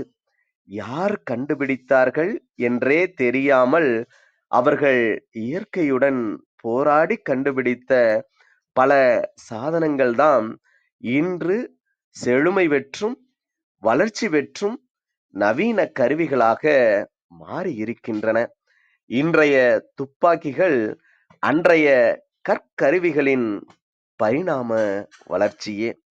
பலவற்றில் அவர்கள் செலுத்திய அறிவும் ஆற்றலும் மானிட நாகரிகத்தை முன்கொண்டு சென்றன. அவர்களுக்கு பின் நம்மால் ஒரு புது தானியத்தை இன்றளவும் உருவாக்க முடியவில்லை. நம்மால் எந்த ஒரு புது மிருகத்தையும் வளர்ப்பு விலங்காக்க முடியவில்லை. அமெரிக்க கண்டத்தில் இருந்த குடியினரிடமிருந்து பயணத்தின் போது கொண்டு வந்தவையே இன்று நாம் சார்ந்திருக்கும் தக்காளி, மிளகாய், மக்காச்சோளம், புகையிலை, கொக்கோ போன்றவை. நாம் விருத்தி செய்கின்றோம். ஆனால் நாமே அவற்றில் கையொப்பம் போட்டது போல இருமார்ந்தும் இருக்கின்றோம். நாம் விருத்தி செய்கின்றோம். ஆனால் நாமே அவற்றில் கையொப்பமிட்டது போல இருமார்ந்து இருக்கின்றோம். கண்டுபிடிப்புகளின் ஆதாரமாக இருப்பது சக்கரம். அது இல்லாத கண்டுபிடிப்பே இல்லை. முந்தைய தலைமுறை கட்டிய கோபுரத்தின் மீது நாம் ஏறி நிற்பதால் உயரமாக தெரிகின்றோம். முந்தைய தலைமுறை கட்டிய கோபுரத்தின் மீது நாம் ஏறி நிற்பதால் தான் உயரமாக தெரிகின்றோம். அவ்வளவுதான். அறிவு எல்லா நேரங்களிலும் பளிச்சிடுவதில்லை. கோபம் வருகின்ற போது நமது அறிவு மழுங்கி கோபம் வருகின்ற போது நம் அறிவு மழுங்கிப் போய்விடுகிறது. தேவையற்ற சொல்களை உமிழ்ந்துவிட்டு மறுபடி சேர்க்க முடியாமல் சிரமப்படுகின்றோம். தேவையற்ற சொற்களை உமிழ்ந்துவிட்டு மறுபடி சேர முடியாமலும் சிரமப்படுகின்றோம். ஏன் இப்படி நடந்து கொண்டோம் என்று இடிந்தும் போகின்றோம். நம்மால் சரியான முடிவு எடுக்க முடியாமல் தடுமாறுகின்றோம். அவசரத்தில் ஆபத்தான முடிவை கையகப்படுத்துகின்றோம். பின் விளைவுகள் பற்றி சிந்திக்காமல் உறவுகளை இழக்கின்றோம். பின் விளைவுகள் பற்றி சிந்திக்காமல் உறவுகளை இழக்கின்றோம். அதேபோல பயம் வருகின்ற போது நம்முடைய ஆறாம் அறிவு அப்படியே நின்று விடுகின்றது. நாய்கள் சிறுத்தையை கண்டால் உடனே செயலிழந்து அப்படியே அமர்ந்து விடுமாம். நாய்கள் சிறுத்தையை கண்டால் உடனே செயலிழந்து அப்படியே அமர்ந்து விடுமாம். ஓடி தப்பிக்க கூட ஆகாது. ஏனென்றால் பயம். மனிதர்களுக்கு பயம் வரும்போது மற்ற வழிகளை மறந்து விடுகிறார்கள். மனிதர்களுக்கு பயம் வரும்போது மற்ற வழிகளை மறந்து விடுகிறார்கள். தன்னை காட்டிலும் வேறொருவர் தன் துறையில் புகழ் பெற ஆரம்பித்தால், புதிதாக வந்தவர் புகழடைய துவங்கினால் மனம் உடனே மண்டியிடுகிறது. ஆம், வேறொருவர் தம் துறையில் பெயர் பெற ஆரம்பித்தால், புதிதாக வந்தவர் புகழடைய துவங்கினால் மனம் உடனே மண்டியிடுகிறது. நமக்கு ஏற்படும் பயம் நாம் முயற்சி மேற்கொள்ள முடியாமல் செய்து விடுகிறது. அறிவு தன்னை ஏமாற்றிக் கொள்ள சுயமாக முகமுடி அணிந்து கொண்டு கொக்கரிக்கும் தருணம் உண்டு. அறிவு தன்னை ஏமாற்றிக் கொள்ள சுயமாக முகமுடி அணிந்து கொண்டு கொக்கரிக்கும் தருணம் உண்டு. அது பேராசை ஏற்படும் பொழுது நாம் சாமர்த்தியசாலிகள் என எண்ணி அந்த நொடியில் கிடைக்கும் மகிழ்ச்சியை பெரிதாக எண்ணுவோம். ஆனால் நிரந்தரமான அழிவை ஏற்படுத்திவிடும். பேராசை ஏற்படும் பொழுது புலன்கள் எல்லாம் மங்கிவிடும். தங்கத்தை திருடும் பேராசை மற்றவர்கள் பார்த்து கொண்டிருப்பதை கவனிக்க தவறிவிட செய்கிறது. அதுபோன்று பொறாமை ஏற்படும் போதும் அறிவு இயல்பாக செயல்பட மறுக்கின்றது. ஆம், பொறாமை ஏற்படும் பொழுதும் அறிவு இயல்பாக செயல்பட மறுக்கின்றது. நம் ஆற்றல் முழுவதையும் அடுத்தவருடைய உயர்வின் மீது செலுத்தும் பொழுது நம்மையும் அறியாமல் நம்முடைய செயல்பாடு நீர்த்துப் போய்விடும். ஆம், நம் ஆற்றல் முழுவதையும் அடுத்தவருடைய உயர்வின் மீது செலுத்தும் பொழுது நம்மையும் அறியாமல் நம்முடைய செயல்பாடு நீர்த்துப் போய்விடும். அவர்களை சாய்ப்பதில் செலுத்தும் ஆர்வம் நம்மை புதுப்பித்துக் கொள்வதில் போகாது. எனவே கோபம், பயம், பேராசை, பொறாமை போன்றவற்றை விளக்கும் பொழுது மட்டுமே உண்மையான அறிவு புலரும். ஆம், கோபம், பயம், பேராசை, பொறாமை போன்றவற்றை விளக்கும்போது மட்டுமே உண்மையான அறிவு புலரும். தம்முடைய கட்டுப்பாடும் மூட நம்பிக்கைகளுக்கும் நம் தேடலை தடுத்து உண்மையான அறிவு வெளிவராமல் செய்து விடுகின்றன. ஆம், நம்முடைய கட்டுப்பாடுகளும், மூட நம்பிக்கைகளும் நம்முடைய ஒவ்வொரு தேடலையும் தடுத்து உண்மையான அறிவு வெளிவராமல் செய்து விடுகின்றன. அன்பிற்கினிய நண்பர்களே, இதுவரை இறையன்பு ஐயா அவர்கள் எழுதிய அறிவு என்ற புத்தகத்தில் 32 பக்கங்கள் அடங்கிய புத்தகத்தில் கிட்டத்தட்ட 26 பக்கங்களை இன்றைய வாசிப்பாக, அறிவு பகிர்தலாக நாம் கேட்டோம். இந்த புத்தகம் நியூ செஞ்சுரி புக் ஹவுஸ் வாயிலாக வெளியிடப்பட்டிருக்கிறது. புத்தகத்தின் மதிப்பு ரூ. 60. அறிவு என்ற தலைப்பில் அன்பு ஐயா இறையன்பு அவர்கள் எழுதிய புத்தகத்தின் சாராம்சம் இன்றைய விடாமுயற்சி என்ற தலைப்பின் சாராம்சமாக உங்களோடு பகிரப்பட்டது. மீதமுள்ள பக்கங்களை இந்த புத்தகத்தை வாங்கி படித்து பயன்பெற அன்புடன் அழைக்கின்றோம். அன்பிற்கினிய நண்பர்களே, நாம் அனைவரும் இணைந்திருப்பது சரித்திரம் படைப்போம் தளம். ஒவ்வொரு வாரமும் ஒவ்வொரு தொகுப்பு, ஒவ்வொரு நாளும் ஒவ்வொரு தலைப்பு, வார இறுதியில் சிறப்பு விருந்தினரின் அழைப்பு, ஞாயிறுதோறும் நமக்கான விடுப்பு என்ற அடிப்படையில் நமது தளம் இயங்கி வருகின்றது. அவ்வரிசையில் இந்த வாரம் முழுக்க நாம் இனியவை என்ற ஒரு அற்புதமான தொகுப்பின் கீழ் நமது சிந்தனைகளை செழுமைப்படுத்தி வருகின்றோம். இந்த இனியவை தொகுப்பில் இன்று விடாமுயற்சி என்ற ஒரு தலைப்பின் கீழ் அறிவு சார்ந்த விடயங்களை இறையன்பு ஐயா அவர்களின் புத்தகத்தின் சாராம்சமாக நாம் வாசிக்க கேட்டோம். நாளை நமது தளத்தில் சரிவிகித உணவு சார்ந்த ஒரு அற்புதமான சிறப்புரை நமது தளத்தை அழகுற செய்ய இருக்கின்றது. ஒவ்வொரு நாள் நிகழ்வுகளிலும் சரித்திரம் படைப்போம் தளத்தோடு இணைந்து பயணிக்கவும், நமது வாழ்வியல் வழித்தடங்களை செம்மைப்படுத்திக் கொள்ளவும் அன்புடன் அழைக்கின்றோம். இப்பொழுது நிகழ்வின் நெறியாளுமையை தொடரவும், முதன்மை கரத்தினை வழங்கிடவும் அன்பு தோழர் கற்பகவள்ளி அவர்களை அன்புடன் அழைக்கின்றோம். நன்றி. நன்றிங்க தோழர். அனைவருக்கும் வணக்கம். இன்றைய நிகழ்வில் காயத்ரி அவர்கள் கலந்து கொள்வதாக இருந்தது. தவிர்க்க முடியாத காரணங்களால் அவர் கலந்து கொள்ள முடியவில்லை என்பதனால் இறையன்பு ஐஏஎஸ் அவர்கள் எழுதிய அறிவு என்ற புத்தகத்திலிருந்து சில பகுதிகளை நமக்காக ஆரோக்கிய பிரிட்டோ அவர்கள் வாசித்தாங்க. மிக்க நன்றி. அறிவின் அடர்த்தி அப்படிங்கிறது என்னன்னா, நம்ம எவ்வளவு விரைவில் நம்ம சவால்களை புரிந்து கொள்கிறோமோ, அதற்கான தீர்வுகளை முன்னெடுக்கிறோமோ, அப்பதான் அறிவின் அடர்த்திங்கிறது அதிகமாக இருக்கும். ஒரு ஆன்மாவோட மரணத்தை குறித்த ஒரு பயம் போக்குறது தான் ஆன்மா அப்படின்னு சொல்லி ஒரு ஆறுதல் படுத்திக்கிறதுக்காக தான் நம்ம ஆன்மா அப்படின்னு சொல்றோம். ஆனா மரபணு அப்படிங்கிறது ஒரு நம்பிக்கையை கொடுக்குற மாதிரி, எனக்கு அப்புறம் என் குழந்தைகளுக்கு அப்படிங்கும்போது அந்த குழந்தையை எப்பொழுதுமே நம்ம காப்பாற்ற முயற்சி செய்வோம். நமக்கு இல்லைனாலும் அந்த குழந்தைகளுக்கு கொடுப்போம். அது ஒரு சுயநலம் அதுல இருக்கு. நம்ம அறிவை செல்வம் போல பயன்படுத்துறது அப்படின்னு சொல்லுவாங்க. ஏன்னா ஒரு சிலர் செல்வத்தை பயன்படுத்தவே மாட்டாங்க, வச்சுக்குவாங்க. அவங்களுக்கும் பயன்படாது, மற்றவர்களுக்கும் பயன்படாது. அந்த மாதிரி பயன்படாத செல்வம் இருக்கிறது மாதிரி நம்ம பயன்படாத அறிவு, உபயோகப்படுத்தப்படாத அறிவு அப்படிங்கிறது இருக்கக்கூடாது.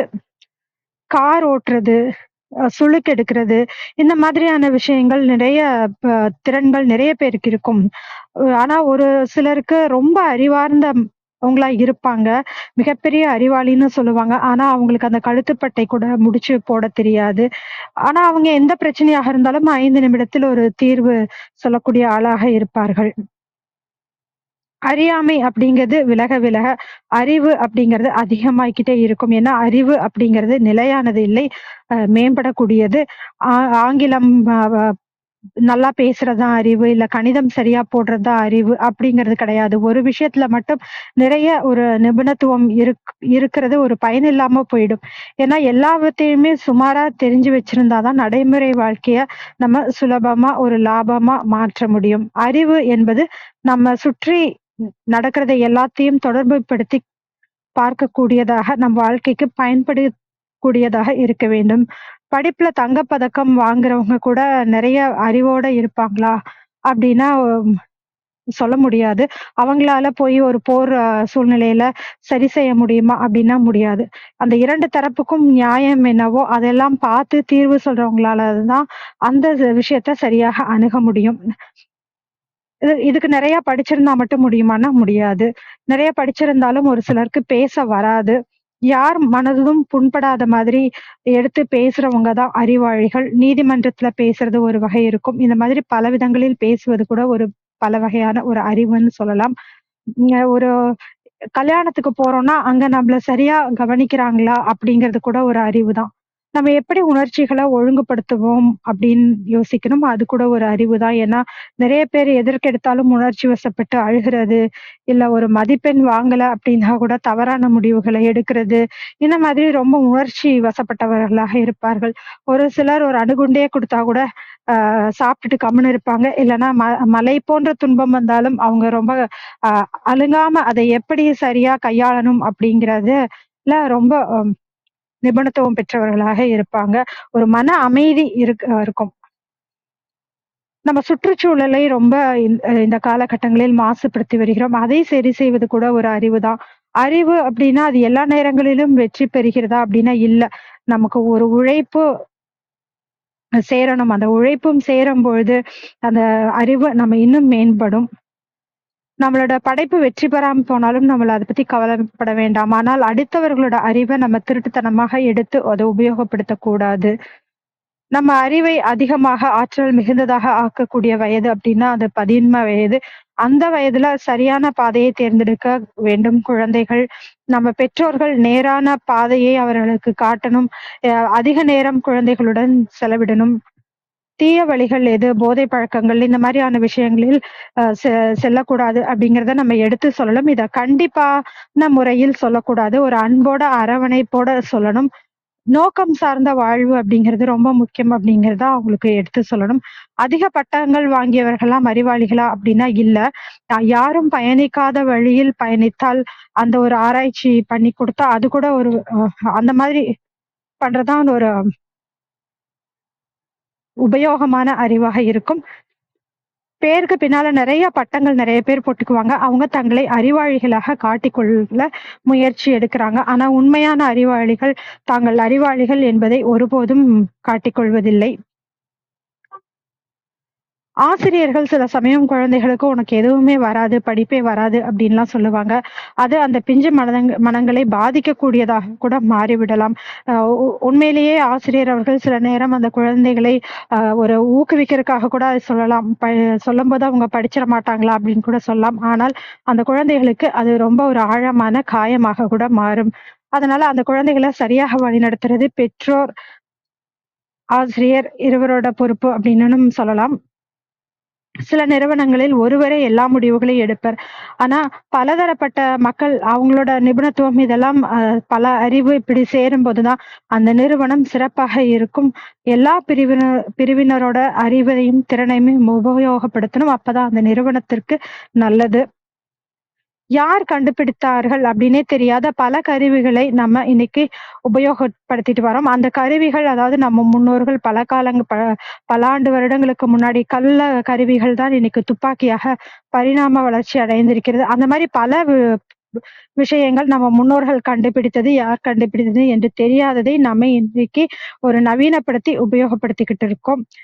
ஆனாலும் நம்மளால ஒரு புதிய தானியங்களோ, இல்ல புதிய வீட்டு விலங்குகளையோ பழக்கறதுக்கான முயற்சிகள் நம்ம எடுக்க முடிவதும் இல்லை, எடுப்பதும் இல்லை. முந்தைய தலைமுறைகள் கட்டின கோபுரத்தின் மீது நின்னுட்டு நம்ம கீழ பார்த்துக்கிட்டு இருக்கோம். தேவையில்லாத சொற்களை நம்ம கோபம் வரும்போது பயன்படுத்துகிறோம். கோபம் வரும்போது நம்மளுடைய அறிவு மங்கிப் போகிறது. பயம் வரும்போது நம்ம அ என்ன பிரச்சனை அப்படின்னு அதுக்கான சவால்கள் அதுக்கான ஒரு தீர்வுகளை பார்க்காம நம்ம அந்த பிரச்சனையாக மட்டுமே நம்ம பார்க்கிறோம். பேராசை வரும்போதும் சரி, அறிவு ஒரு போலியான முகமூடி போட்டுக்கொள்கிறது. பொறாமை வரும்போதும் அந்த அறிவு இயல்பாக செயல்படாது. இப்படி கோபம், பயம், பொறாமை, பேராசை இது எல்லாத்தையும் விலக்கி வைக்கும்போது தான் அந்த உண்மையான அறிவு அப்படிங்கிறது வெளிப்படும். எல்லோருமே இந்த புத்தகத்தை வாங்கி படித்து பயன்பெற அன்போடு கேட்டுக்கொள்கிறோம். விஜயகுமாரி அம்மா வணக்கம். நீங்க பேசலாம். நன்றிகள் அம்மா. வாழ்க வையகம், வாழ்க வையகம், வாழ்க வளமுடன். குருவாழ்க, குருவே துணை. சரித்திரம் படைப்போம் தளத்திற்கு நன்றி. அதை எடுத்து தினந்தோறும் சரித்திரம் படைத்துக் கொண்டிருக்கும் கருணை உள்ளம் ஆரோக்கிய பிரிட்டா ஐயா அவர்களுக்கு பல கோடி நன்றிகள். அதில் நடைபயின்று கொண்டிருக்கும் சிந்தனை சிற்பி கற்பகவள்ளி அம்மா அவர்கள், கற்பனை களம் ரேவதி அம்மா, சித்திரம் படைக்கும் வேல்ராஜ் ஐயா அனைவருக்கும் என் மனமார்ந்த நன்றிகள். இன்று நம் குழுவில் நமக்கெல்லாம் அரிய பெரிய கருத்துக்களை எடுத்து கூறிய கருணை உள்ளம் ஆரோக்கிய பிரிட்டோ ஐயா அவர்களுக்கு பல கோடி நன்றிகள், மனமார்ந்த நன்றிகள். மற்றும் நம் குழுவில் குழுமி இருக்கும் அனைத்து அன்பு உள்ளங்களுக்கும் என் மனமார்ந்த நன்றிகளும் வாழ்த்துக்களும். வாங்க வாழ்த்தும் பயனுக்கு போயிடலாம். அமைதியா உட்கார்ந்து கண்களை மூடிக்குங்க. நாம் அமர்ந்துள்ள இந்த இடம் முழுவதும் நல்ல தூய தெய்வீக ஆற்றலே நிரம்பின. அப்படியே உணர்ந்து பாருங்க. அருட்பேராற்றல் உடலிலே உயிரிலே அலை அலையாக பாய்ந்து நிரம்புவதை உணர்கிறோம். அன்னைக்கு வணக்கம், தந்தைக்கு வணக்கம், அருளரை ஆசான் வேதாத்திரி மகரிஷி அவர்களுக்கு வணக்கம். குரு வாழ்க, குருவே துணை. அருள் பேராற்றல் இரவும் பகலும் எல்லா நேரங்களிலும் எல்லா இடங்களிலும் எல்லா தொழில்களிலும் உறுதுணையாகவும் பாதுகாப்பாகவும் வழிநடத்தியாகவும் அமையுமாக. வாழ்க வளமுடன், வாழ்க வளமுடன், வாழ்க வளமுடன். அருட்பேராற்றல் கருணையினால் இங்குள்ள அனைவரும் நல்ல உடல் நலம், நீல ஆயுள், நிறை செல்வம், உயர் புகழ், மெய்ஞானம் பெற்று சிறந்தோங்கி வாழ எல்லாம் வல்ல இறைநிலையோடு இணைந்து வாழ்த்தி மகிழ்கின்றேன். வாழ்க வளமுடன், வாழ்க வளமுடன், வாழ்க வளமுடன். இறை பேராற்றலே பக்கத்துணையாவும் பக்க பலமாவும் இருந்து வழி நடத்துவாராக. மகரிஷி அவங்களே உங்களை எல்லாம் வாழ்த்திட்டாங்க. ஐயா ஆரோக்கியப்பட்ட ஐயா அவங்க இன்னைக்கு நமக்கு விடாமுயற்சி பத்தி நிறைய பேசினாங்க. இறையன்பு ஐயா புக்கை வாசிச்சு நமக்கெல்லாம் நிறைய அரிய பெரிய கருத்துக்களை எல்லாம் நிறைய சொன்னாங்க. மிக அருமையான கருத்துக்கள் ஐயா. நன்றிகள் ஐயா. மனிதர்களோட குணநலன்கள், அறிவு சார்ந்த வாழ்க்கை முறைகள், எப்படி வாழ்வது, எதையும் லாவகமாக கையாண்டு வெற்றி பெறுவார்கள் என்றெல்லாம் பேசி எங்களை மகிழ்வித்தீர்கள். நன்றிகள் ஐயா. இதையெல்லாம் அறிவு பட்டியலில் வைத்து நாங்கள் ஆராதிப்போம் ஐயா. நேற்று கற்பகவள்ளிகிட்ட நான் பேசிட்டு இருந்தேன். அப்போ நான் சொன்னேன், ஊருக்கு வரும்பொழுது நம்ம வீட்டுக்கு வாங்கம்மா அப்படின்னு கூப்பிட்டேன். வரம்மான்னாங்க. அப்புறம் எனக்கு மனசுல தோணுச்சு, நம்ம எல்லாம் சென்னையில ஒரு நாள் சந்திக்கணும் அப்படின்னு சொன்னேன். உடனே அம்மா அவங்க என்ன சொன்னாங்கன்னா, அம்மா ஆரோக்கிய ஐயா சேட்ல போட்டிருக்காங்கம்மா, நம்ம எல்லாம் சந்திப்போம் 15ஆம் தேதி அப்படின்னது எனக்கு ரொம்ப ஆச்சரியமா இருந்ததுங்க ஐயா. அது எப்படி எனக்கு வந்ததுன்னே தெரியல, அப்படியே தோணுச்சு. அது நான் ரொம்ப பெருமைப்பட்டேன். நீங்க போட்டது நான் பார்க்கல, ஆனா அவங்க சொன்ன பிறகு இன்னமும் பார்க்கல. அதான் தெரிஞ்சுக்கிட்டோமேன்னு அப்படி இருந்ததுங்க ஐயா. ரொம்ப ஆச்சரியமா இருந்தது. இப்படியெல்லாம் நிறைய நிகழ்வுகள், ஒரு சின்ன சின்ன நிகழ்வு, பெரிய நிகழ்வு எல்லாமே நடக்கும். அறிவு திறனுக்கு முக்கியத்துவம் கொடுக்கணும். நம்ம முன்னோர்கள் இதெல்லாம் நிறைய கண்டுபிடிச்சு வச்சுட்டு போயிருக்காங்க. அதுலதான் நம்ம வாழ்ந்துட்டு இருக்கோம். இதுதாங்க ஐயா அவங்க இறையன்பையா ஒரு சொன்னீங்க. மகரிஷி அவங்க தவத்துல இருந்து கோள்களின் நிலை இப்ப எல்லாம் கண்டுபிடிக்கிறாங்க இல்லைங்களா, அதெல்லாம் துல்லியமா நமக்கெல்லாம் தவத்துல இருந்து சொல்லி கொடுத்துருக்காங்க. அது விஞ்ஞானிகள் இப்ப எடுத்து அதை கையாண்டுட்டு வராங்க. இந்த மாதிரி எதுவுமே அவங்கவுங்க பண்றதை விட மூதாதையர் இந்த காலத்துல கண்டுபிடிச்சதுதான் நிறைய வாழ்க்கை முறைகள். அதுல நம்ம ஒரு கால்வாசி பாதியை கூட மறந்துடுறோம். இப்ப புதுசு புதுசா கண்டுபிடிச்சு உடம்புக்கு எடுத்துக்கிறோம். மனசுக்கு எடுத்துக்கிறோம். நம்ம பெரியவங்க வாழ்க்கை முறையை நாடி நம்ம வாழ்ந்தோம்னா நம்ம வாழ்க்கையும் நம்ம குழந்தைகள் வாழ்க்கையும் நல்லா இருக்கும் அப்படின்னு சொல்லி கேட்டுக்கிறேன். ஐயா ஆரோக்கிய பொருட்டு ஐயா நம்ம சேனலுக்கு கூப்பிடுறோம், சில நேரம் வரலன்னா அதை எப்படி பூர்த்தி பண்றாங்க பாருங்களேன். அந்த இது எனக்கு ரொம்ப பிடிச்சதுங்க ஐயா. நீங்களும் உங்கள் அன்பு குடும்பமும் குழந்தைகளும் நல்ல உடல் நலம், நீலாயுள், நிறை செல்வம், உயர்ப்புகழ், விஞ்ஞானம் பெற்று சிறந்தோங்கி வாழ வேண்டும். வாழ்க வளமுடன், வாழ்க வளமுடன், வாழ்க வளம். நன்றிகள் ஐயா. நன்றிகள் அம்மா.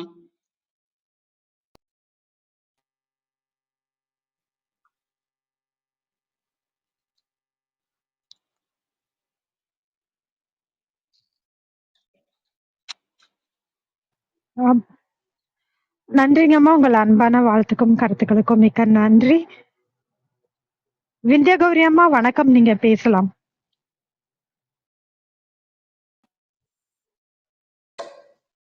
அனைவருக்கும் வணக்கம். இன்னைக்கு ஐயா வாசித்த அறிவு தொடர்பான கருத்துக்கள் எல்லாம் அருமையா இருந்தது ஐயா. நம்ம ஒரு காரியத்தை செய்யறதுக்கு பயப்படக்கூடாது. பயந்தா அந்த காரியத்தை செய்ய முடியாது. அச்சமே நரகம். இதை எப்பயுமே மனசுல நாம வச்சுக்கணும். அறிவா இருந்தோம் அப்படின்னா அகிலத்துல அகமகிழ்வோட நாம இருக்கலாம். அறிவு அச்சம் காக்கும் கருவி, செருவார்க்கும் உள்ளளிக்கலாக அரணர். எதிரிய கூட நம்மளை மதிப்பாங்க. நம்ம யாரையும் எதிரியா நினைக்க கூடாது. மற்றவங்க நம்மளை எதிரியா நினைச்சா நாம ஒன்றும் செய்ய முடியாது. இருந்த போதிலும் நாம அறிவா இருந்தோம்னா எல்லாருமே நம்மளை மதிப்பாங்க. இந்த அறிவு தான் நம்மளுக்கு மகிழ்ச்சியை கொடுக்குது. அதனால நாம நிம்மதியாகவும் இருக்கலாம், பொருளாதாரத்திலையும் நம்ம உயர்ந்து இருக்கலாம். அதனால அறிவு மிக மிக அவசியமான ஒன்று. மக்கள் எல்லாருமே அன்பால நிலையா வாழ்றாங்க, அறிவால ரொம்ப முன்னேற்ற வளர்ச்சியோட வாழ்றாங்க. தேவைகள் பூர்த்தி ஆகுது. அதனால அறிவு ரொம்ப ரொம்ப முக்கியம். இந்த இடத்துல நான் பதிவிட விரும்புறது ஒண்ணுதான். இருவர் நட்போட இருப்பாங்க. யாராவது ஒருத்தர் எதையாவது சொல்லிட்டா புரிதல் தவறாயிடுச்சுன்னா அந்த நட்பு பகையாயிரும். இதுல நம்ம ரொம்ப கவனமா இருக்கணும், ரொம்ப தெளிவா இருக்கணும். கண்ணால் காண்பதும் பொய், காதால் கேட்பதும் பொய், தீர விசாரிப்பதே மெய். எப்பொருள் யார் யார்வை கேட்பினும் அப்பொருள் மெய்ப்பொருள் காண்பது அறிவு. ரொம்ப முக்கியம். இளைய தலைமுறைகளுக்கு நம்ம சொல்லிக் கொடுக்கணும். உண்மையாவே அவங்க சொன்னாங்களா, இல்ல அவங்களா ஏதாவது சொன்னாங்களா, அதெல்லாம் தெரிஞ்சுக்கிட்டு தான் நல்ல ஒரு முடிவை எடுக்கணும். அருமையான ஒரு நூலை நிதானமா நாங்க கேட்கறதுக்கு இனிமையா எங்க மனசுல பதிகிற மாதிரி ரொம்ப நல்ல கருத்துக்களை நீங்க எடுத்துரைத்தீர்கள் ஐயா. அரைக்கபிரிட்டு ஐயா, உங்களுக்கு வாழ்த்துக்கள், பாராட்டுக்கள், நன்றிகள். உங்கள் அன்பான வாழ்த்துக்கும் கருத்துக்களுக்கும் மிக்க நன்றிங்கம்மா. அர்த்தநாரி ஐயா வணக்கம், நீங்க பேசலாம்.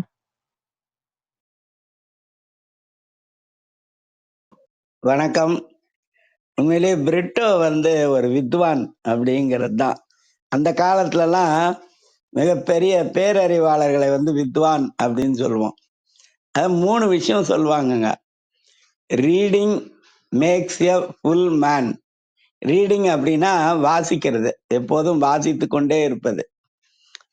வாசிக்கிறதுனா நூல் வைத்து வாசிப்பது மட்டுமே இல்லைங்க, நம்ம படிச்சோம்ல அதை நினைச்சு பார்க்கறதும் வாசிக்கிறது தான். அப்புறம் writing makes a duty man.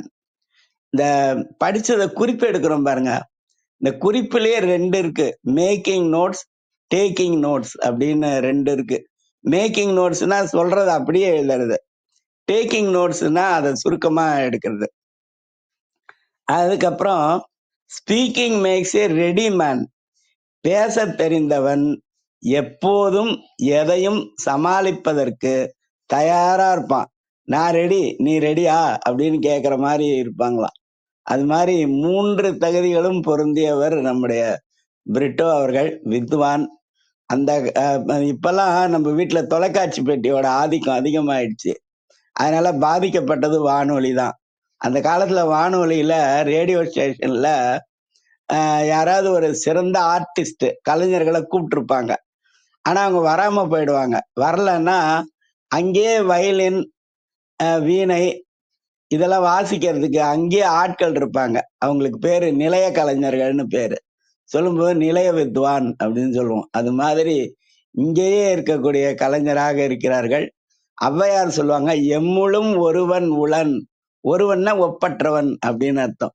இந்த சரித்திரம் படைப்போம்ல இருக்கிற எல்லோருமே ஒப்பற்றவர்கள். அவர்களுக்கு தலைமை ஏற்கக்கூடியவர்களாக சிலர் இருக்கிறார்கள். அவர்களில் பிரிட்டோ அவர்களும் ஒருவர் அப்படின்னு சொல்லிக்கிறார். நன்றி, வணக்கம். சிறப்புங்கய்யா. மேக்கிங் நோட்ஸ், டேக்கிங் நோட்ஸ் அப்படின்னா என்ன அப்படிங்கிறதும் சரி. ரொம்ப அழகா இருந்தது. அந்த வானொலி நிலையம் பழைய காலத்துக்கே கூட்டிட்டு போன மாதிரியும் இருந்ததுங்கய்யா. மிக்க நன்றி. ராமச்சந்திரன் ஐயா வணக்கம், நீங்க பேசலாம்.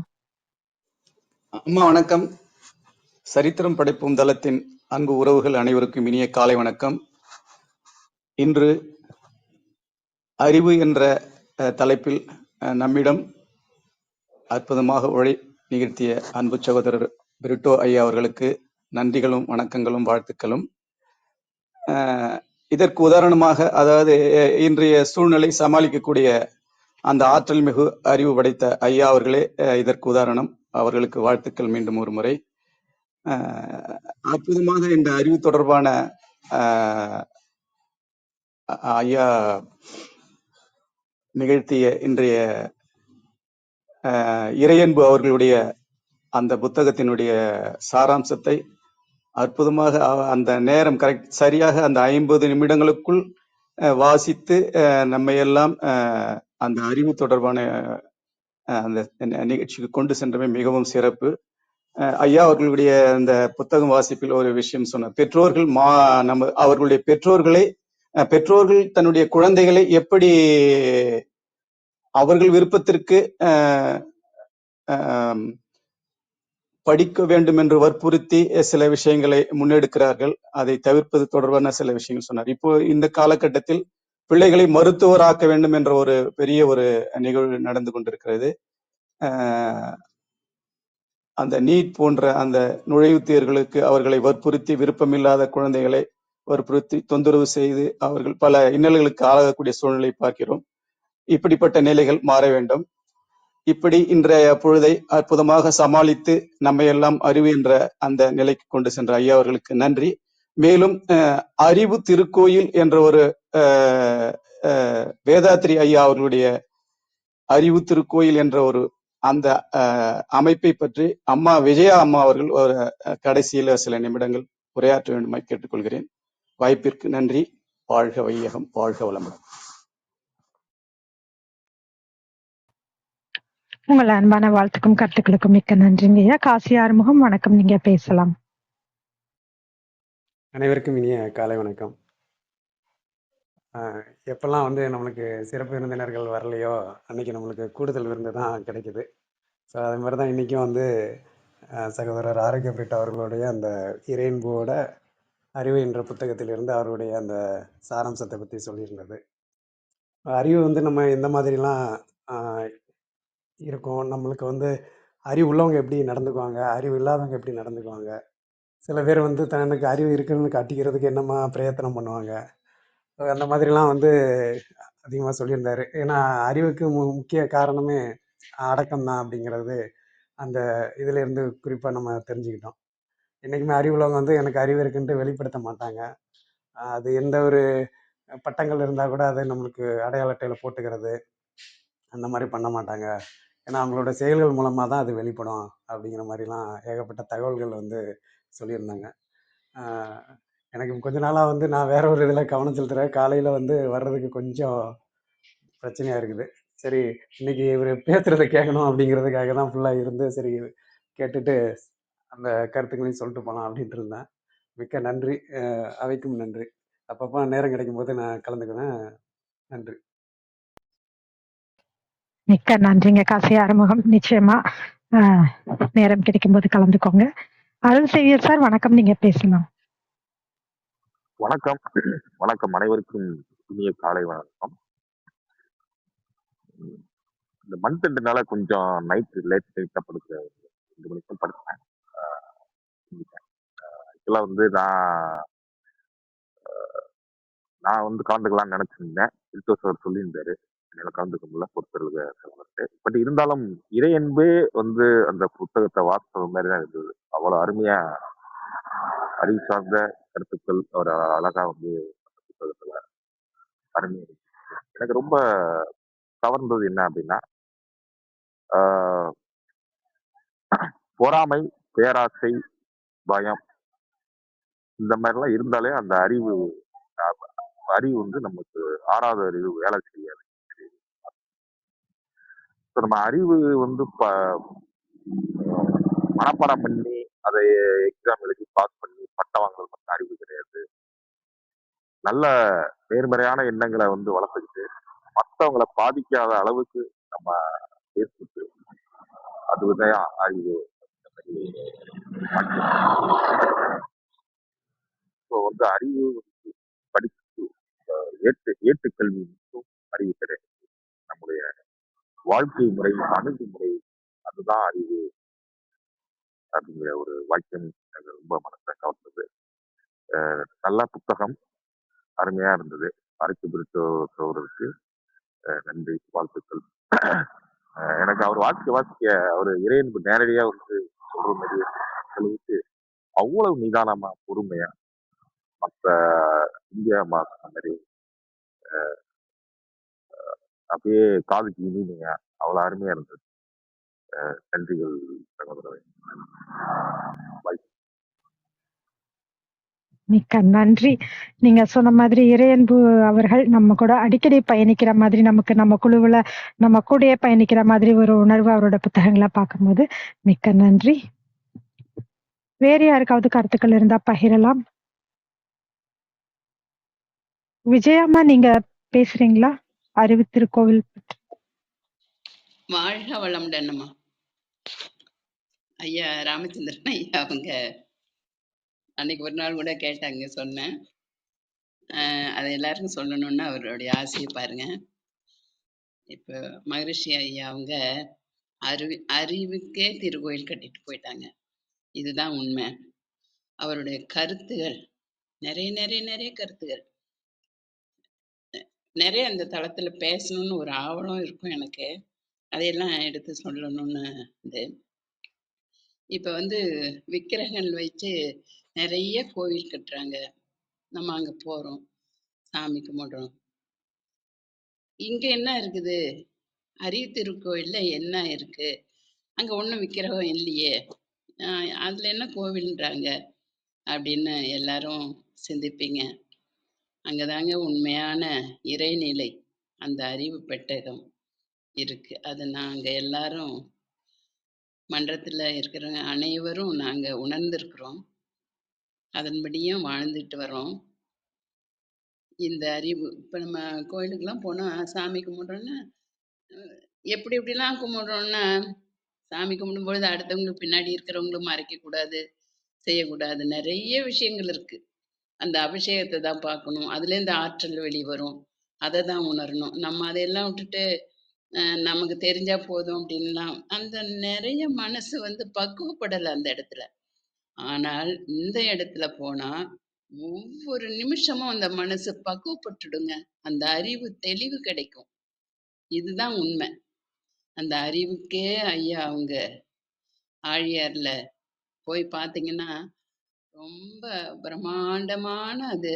அந்த ஆற்றல் அங்க வந்து எவ்வளவு இருக்குங்கிறீங்க நீங்க.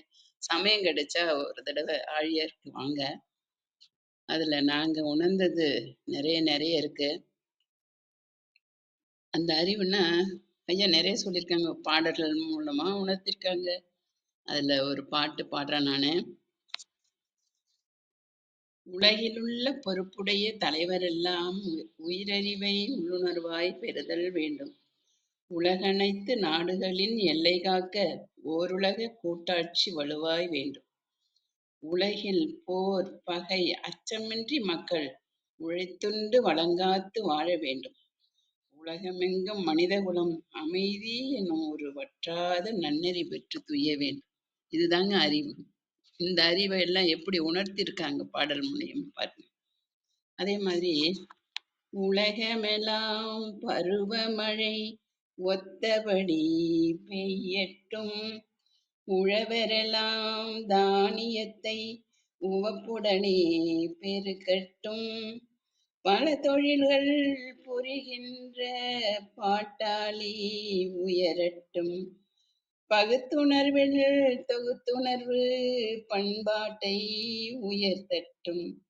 கலகங்கள் போட்டி பகை கடந்தாட்சி நடக்கட்டும்.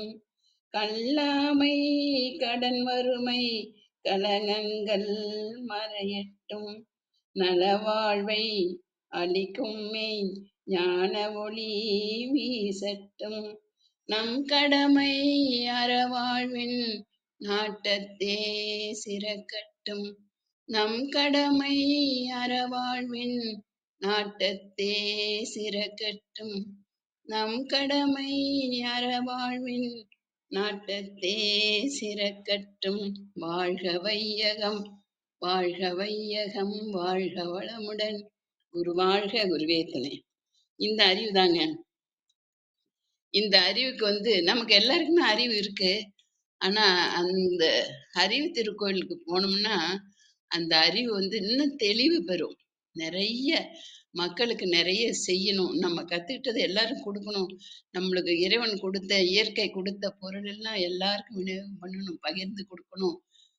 எந்த உறவுக்கும் எந்த மனசுக்கும் கஷ்டமில்லாத துன்பமில்லாத வாழ்க்கை வாழணும் அப்படிங்கிற அந்த அறிவு தெளிவு பாருங்களேன், அங்க நிறைய இருக்கு, நிறைய இருக்கு. ஐயா அவங்க இதை உருவாக்க எவ்வளவோ கஷ்டப்பட்டு செய்து கொடுத்துட்டு போயிருக்காங்க. எனக்கு என்ன ஒரு ஆசைன்னா, நாங்க எல்லாரும் சொல்றோம் செய்யறோம், நீங்களும் இதுல அனுபவிக்கணும்னு நிறைய இருக்கு. நான் உணர்ந்ததை உங்களுக்கு சொல்றேன். அடடா, நான் என்ன நினைச்சேன்னா, ஐயோ இவ்வளவு நாள் இது தெரியாம நாட்களை வீணாக்கிட்டோமே அப்படின்னு நினைச்சேன். ஆனா அங்க அறிவு தெளிவு பெற்று வாழ்க்கையில வசதி அடைஞ்சு ரொம்ப சந்தோஷமா நாங்க வாழ்ந்த வாழ்க்கை இது. இத உங்களுக்கு எல்லாரும் சொல்றேன். அந்த அறிவுக்கு தான் ஐயா அங்க திருக்கோவில்னா அந்த அறிவை கொடுத்துருக்காங்க, பல பல விதமா கொடுத்துருக்காங்க. அததான் நாங்க எல்லாம் உணர்ந்து, அது ஏதோ ஒரு கடுகளவு எனக்கு கிடைச்சது, ஐயா எனக்கு கொடுத்தது அந்த வாழ்த்து. எங்க போனாலும் வாழ்த்திடுவேன். அவங்க நல்லா இருக்கணும், அவங்க எப்படி நினைச்சாலும் பரவாயில்ல, அவங்க நல்லா இருக்கணும். அந்த ஒரு நல்ல எண்ணத்தை எனக்கு கொடுத்துருக்காங்க பாருங்க, அதுதாங்க அறிவு தெளிவடைஞ்சது. என்ன கஷ்டம் வந்தாலும் இப்ப இவங்க சொன்னாங்க, கற்பவள்ளி சொன்னாங்க, எவ்வளவு கஷ்டம் வந்தாலும் ஒரு சிலர் அணுகுண்டையே சாப்பிட்டுட்டு ஒண்ணுமே இல்லாம இருப்பாங்க. அந்த மாதிரி தாங்க நான் இருக்கிறேன். இதுதான் உண்மை.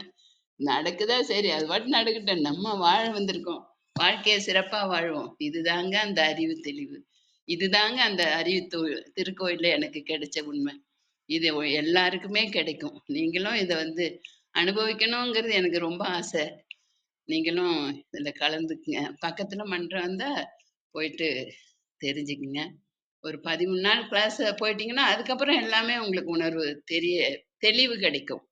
நம்மளுக்கு ஒரு கஷ்டம் வருது, ஒரு சிக்கல் வருது, அதுல இருந்து நம்ம எப்படி தப்பிக்கணும் அப்படிங்கிற அந்த அறிவு தெளிவு கிடைச்சிருவாங்க.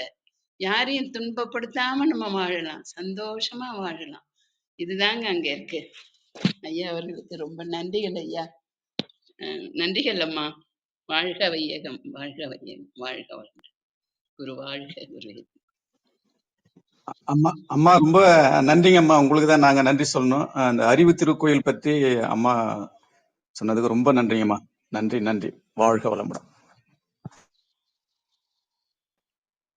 நன்றிங்க ஐயா. அறிவு திருக்கோவில் அப்படின்னு சொல்லி நம்ம சாதாரணமா கேட்டுட்டு போயிடுவோம். ஆனா அறிவுக்கு ஒரு கோயில், அது ஏன் திருக்கோயில், விக்கிரகம் இல்லாத இடத்துல ஏன் கோயில்னு சொல்றோம் அப்படிங்கறதெல்லாம் இன்னைக்கு ரொம்ப விரிவா தெரிஞ்சுக்கக்கூடிய வாய்ப்பு கிடைச்சதுங்க ஐயா. மிக்க நன்றி. நன்றிங்க அம்மா. அர்த்தநாரி ஐயா இப்பதான் சொன்னாரு, இங்க இருக்கிற எல்லோருமே ஒப்பற்றவர்கள் அப்படிங்கிற மாதிரி. கேட்ட உடனே இவ்வளவு அழகா தெளிவா விளக்கமா எடுத்து சொன்னீங்கம்மா. மிக்க நன்றிங்கம்மா. வேற யாருக்காவது கருத்துக்கள் இருந்தா பகிரலாம். நன்றி, அனைவருக்கும் நன்றி. அன்பு சார் அவர்கள் congrats Brito book breakthrough so many useful insights அப்படின்னு போட்டிருக்காரு. சரவணன் கண்ணா அவர்கள் குழு தலைவருக்கு பாராட்டுகள், அருமையான வாசிப்புன்னு சொல்லியிருக்காங்க. வாழ்த்துக்கள் தெரிவித்தவர்களுக்கு நன்றி.